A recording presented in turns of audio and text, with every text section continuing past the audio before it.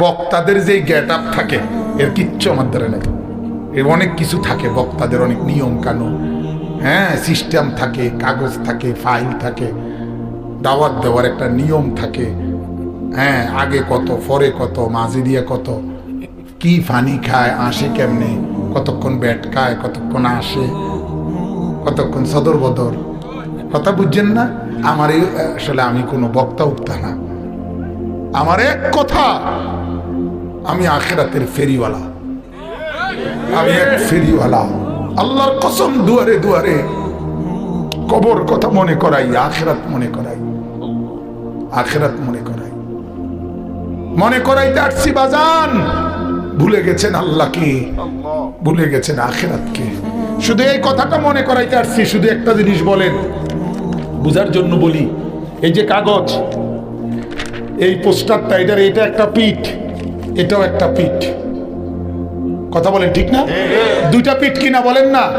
আপনাদেরকে মনে করাইতে আসছি, আল্লাহ বলছে ইয়ালামুনা যাহিরাম মিনাল হায়াতিদ দুনিয়া ওয়া হুম আনিল আখিরাতি হুম গাফিলুন।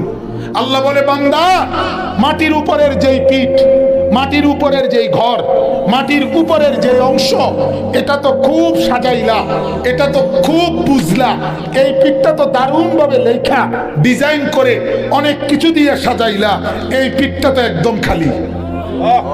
আল্লাহ বলেন, জমিনের উপরের যেই ঘর, সেই ঘরে তো সোফা, খাট, পালং, ফার্নিচার, ওয়াল, বাউন্ডারি, দরজা, জানালা, টাইলস, গ্রিল, এসএস পাইপ সব দিয়ে বান্দা জমিনের উপরের ঘর তো সাজাইলা।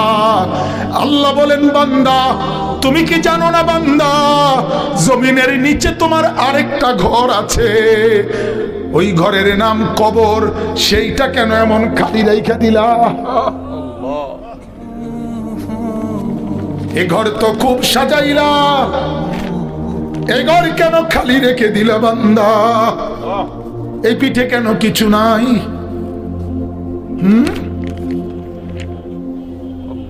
বলেন, ভাবেন আধা মিনিট, জমিনের উপরের ঘর কেমন সাজাইলেন, জমিনের নিচের ঘর কবর কেমন সাজাইলেন।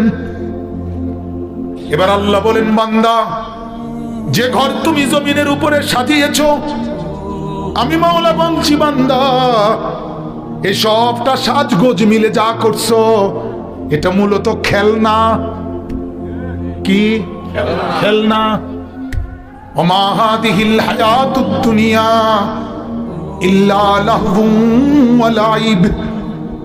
আল্লাহ বলেন, দুনিয়ার জীবন, মাটির উপরের এই জিন্দেগি, 60 বছরের এই জিন্দেগি, এটা তো আমি বানাইছি। আমি কে? আসমান কে বানিয়েছে? জমিন কে বানিয়েছে? এ দুইয়ের মাঝখানে যা কিছু, এগুলো কে বানিয়েছে? আল্লাহ বলেন, বানাইছি আমি, কাজে জানিও তো আমি। যে বানাইছে সেই তো জানে কি বানাইছে, ঠিক কিনা বলেন? কথা বলেন তো। বানানেওয়ালা আল্লাহ, তিনি বলেন আমি বানাইছি, এটা খেলনা। আর আমনে কোন না এটাই আসল। পাগল কারে কয়? বেকুব না তুমি? কথা বলেন না কেন? মালিক বলে এটা কি বানাইছি? খেলনা। এতে কয় না এটা আসল, না এটাই আসল, এটাই আসল। আল্লাহ বলে আমি বানাইছি খেলনা। আসমান আমার খেলনা, জমিন আমার খেলনা, চন্দ্র সূর্য আমার খেলনা। এজন্য একদিন ইসরাফিলকে ফু দিব, খেলনা ঘর ভেঙে ফেলব।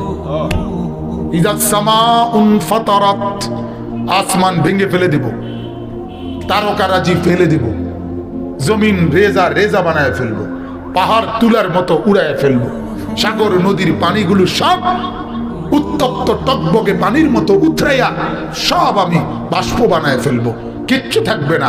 খেলনা যে।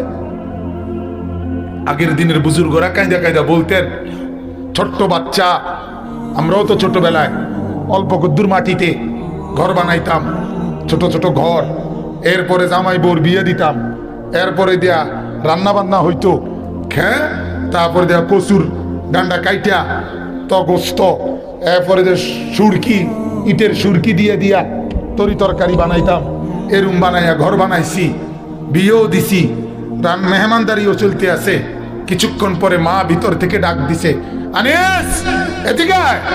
একটা টান দিয়া সব হালায় দিয়া মার কাছে দৌড় দিয়ে চলে গেছি।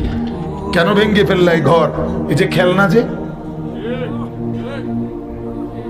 রব্বুল আলামিন বলে 60 বছরে যা সাজাইলা, আমি একদিন মালাকুল মউতকে পাঠিয়ে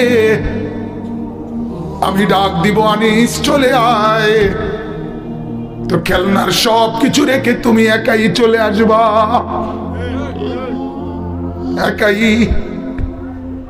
সোফাও সঙ্গে আসবে না, খাট পালং সঙ্গে আসবে না। অতএব বন্ধু, যার কলিজার ভিতরে বুঝ আছে, যার দিলে বিবেক আছে, আল্লাহর নবীর এই হাদিস মামুন সাহেব বলছিলেন, এটা যদি ঠিক থাকে সব ঠিক আছে, এটা যার নষ্ট হয়ে যায় সব নষ্ট হয়ে যায়। কলিজা যার বেঁচে আছে সেই কেবল বেঁচে আছে, কলিজা যার বেঁচে নাই সে তো মূলত বেঁচে নাই। ইজা সালাহাত সালাহাল জাসাদু কুল্লুহু। অতএব একটু ভাবেন, কি সাজাইলেন? সাজাইলেন কি? খালি রাখলেন কি?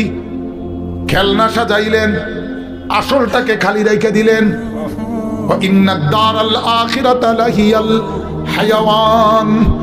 আল্লাহ বলেন আখিরাতের ঘর, জান্নাতের ঘর, ওইটাই জীবন, ওইটাই কি আসল।